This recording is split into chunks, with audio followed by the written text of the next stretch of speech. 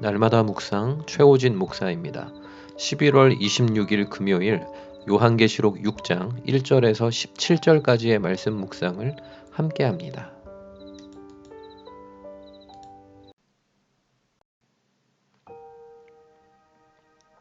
성령은 계속해서 요한에게 어린 양이 두루마리를 봉한 7개의 인 중에 6개의 인을 차례대로 떼는 장면을 보여주십니다. 첫째 인부터 넷째 인을 뗄 때에는 곧이어 내 생물이 오라고 우렁차게 외치면 곧 말과 그 말을 탄 자가 등장합니다. 어린 양 예수님이 첫째 인을 뗄 때 등장한 흰 말을 탄 자는 면류관을 받고 전쟁에 나가 계속 이기려고 하는 정복자의 모습입니다. 둘째 인을 뗄 때 나타난 붉은 말을 탄 자는 큰 칼을 받고 땅에서 화평을 제거하여 사람들끼리 서로 죽이게 만드는 자입니다. 셋째 인을 뗄 때 나타난 검은 말 탄 자는 손에 저울을 들고 밀 한 되와 보리 석 되 값을 한 데나리온이라는 폭등한 가격으로 알려주되 감람류와 포도주 가격은 규제해주는 물가 측정 및 조정자의 모습입니다. 넷째 인을 뗄 때 나타난 청황색 말을 탄 사망씨는 세상의 4분의 1에 해당되는 사람들을 검과 흉년과 사망과 땅의 짐승들로 죽이는 역할을 감당합니다. 역사 속에서 순차적으로 하나님이 세상을 심판하시는 일이 때마다 각기 다른 양상으로 나타날 것이 이렇게 묘사되고 있습니다. 그리고 나서 예수님이 다섯째 인을 떼실 때에는 앞에 4가지 인을 뗄 때와는 완전히 다른 장면이 펼쳐집니다. 하나님의 말씀을 증거하다가 순교한 영혼들이 제단 아래에서 하나님께 자신들의 핏값을 땅에 거하는 자들의 심판을 통해 갚아주실 날이 언제인지를 물으면서 더 이상 기다리기가 힘들다는 뉘앙스로 묻고, 이에 하나님은 순교자의 수가 아직 덜 차서 그 숫자를 채울 때까지는 기다려야 한다는 의미로 답하시는 장면이 전개됩니다. 최후 심판의 때까지 말씀 증거자들의 순교가 계속될 것이라는 사실을 알려주시는 때가 5째 인이 떼어질 때라고 하십니다.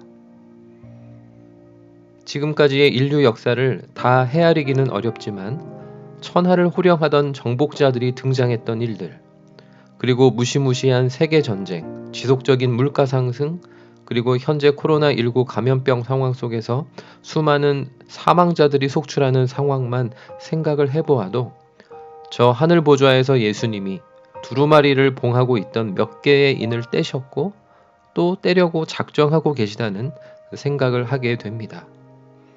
그리고 인류 역사 내내 전 세계에서 하나님의 말씀을 증거하다가 순교하는 일도 계속되고 있습니다.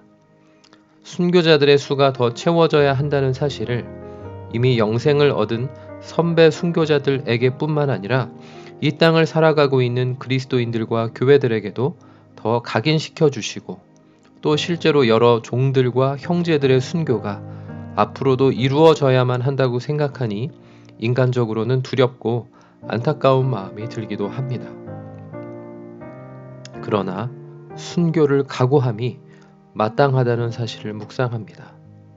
하나님의 말씀을 내 것으로 삼아 분명하게 증거하는 사역을 어떤 상황 중에도 감당하는 자들을 주님은 찾고 계십니다. 말씀을 증거하다가 반대에 부딪히고 손해를 입고 또 죽기까지 한다면 결국 주님이 다시 오실 날을 앞당기는 역할에 동참하는 것입니다. 순교적으로 살고 또 실제로 순교하는 상황이 다가온다면 그래서 다시 오실 주님을 소망하며 감사할 것입니다. 가톨릭도 또 개신교도 이런저런 어려움을 겪고 있습니다. 그리스도인으로 또 제 자신이 목회자 신분으로 살아가는 것은 세상 사람들에게는 그리 달가운 일도 아니고 환영받을 일도 아닙니다. 유럽은 가톨릭 교회가 오랫동안 감추었던 성직자들의 비리와 성범죄로 고통을 겪고 있고, 한국은 개신교 목회자들의 탐욕과 각종 이권 개입과 과도한 정치적인 참여 등으로 교회와 개신교 자체에 대한 사회적 불신감이 팽배해 있습니다. 그래서 더더욱 하나님의 말씀과 가진 증거로 말미암아 죽임을 당할 자들이 필요하다는 주님의 음성을 듣습니다. 선배 순교자들의 뒤를 따를 종들과 형제들의 순교가 더 이어져야 한다고 하십니다. 제가 유튜브 개인 채널로 묵묵히 올리는 이 날마다 묵상 컨텐츠가 사람들에게 외면당하고 또 이 블로그에 올려서 증거하는 하나님의 말씀이 외면을 당해도 순교적인 각오로 말씀 증거하는 일을 계속하라고 말씀하시는 것 같습니다. 주님이 몇 번째 인까지 떼셨는지 정확히 판단하기는 어렵습니다. 그러나 언젠가 5대 인을 떼시는 날, 그 전에 이미 순교자가 되어 하나님께 우리 피값을 언제 갚아주시겠냐고 묻는 대열 속에 제 자신도 과연 포함될 수 있을지를 상상해 봅니다. 순교를 피할 마음 없이 청년의 때에 그것을 이미 각오하고 오늘까지 살아올 수 있었음에 감사합니다. 그러나 앞으로 순교할 수 있다면 더할 나위 없는 영광을 누리게 되리라는 소망을 품습니다. 그 소망 가운데에 오늘도 하나님의 말씀을 내 것 삼아 증거하는 사역을 할 수 있음이 그저 감사할 따름입니다. 적용을 돕는 질문 첫 번째, 지금까지의 인류 역사를 헤아려 볼 때 앞으로 주님이 떼실 감추어 두신 예언의 말씀을 봉해둔 이는 몇 번째 인일까요? 설령 그것을 모르고 산다고 하더라도 각종 전쟁과 살인, 물가폭 등 사망의 소식들 중에서도 절망하지 않을 수 있는 비결은 무엇입니까? 두 번째, 오늘까지 나는 어떠한 마음과 각오로 하나님의 자녀, 그리스도인으로 살아왔나요? 오늘 내가 말씀을 전하고 증거하느라 감수해야 할 불편과 위험은 무엇입니까? 기도하겠습니다. 두루마리를 봉하고 있던 인들을 하나하나 떼심으로 예언을 성취하시는 주님.